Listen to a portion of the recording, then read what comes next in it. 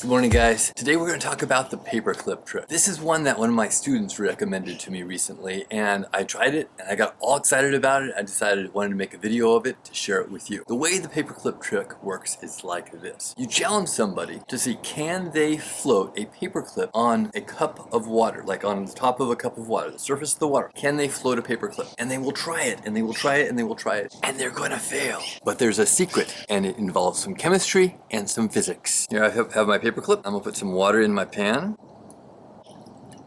And you notice, I take the paperclip and I put it in the water as gently as I can. It's gonna sink to the bottom. And I know this, I can predict this because I've done this before. This time, I'm gonna put it on a piece of paper and lower the paper gently into the water and let it sit until the paper soaks up.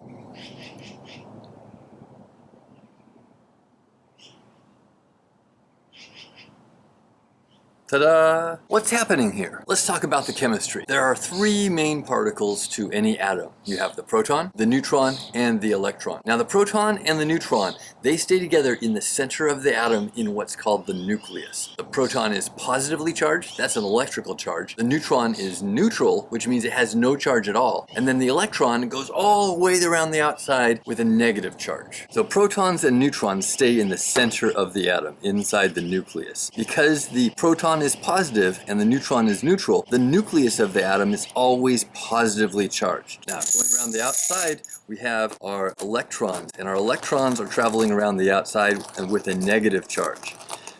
What you're going to find out is if the electrons travel to one side, then this side is going to be positively charged and this side is going to be negatively charged. Just a little bit. As a whole, normally when the electrons are moving around, the whole atom is neutral because the positive charge of the proton is offset by the negative charge of one of the electrons. So here is a hydrogen atom with one proton and one electron.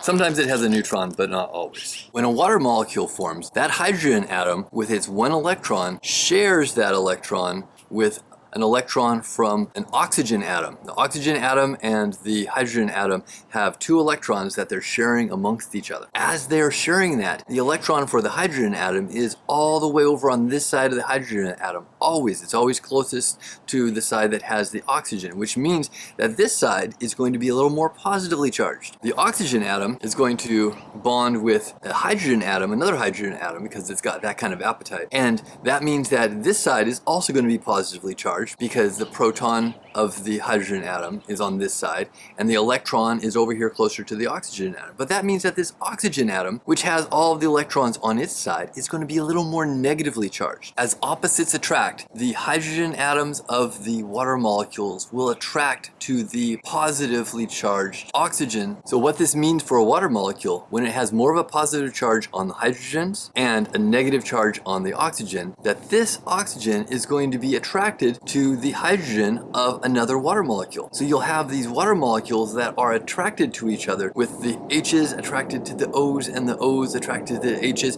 from one molecule to the next. What's happening inside this molecule itself is called a covalent bond, which is a sharing of the electrons.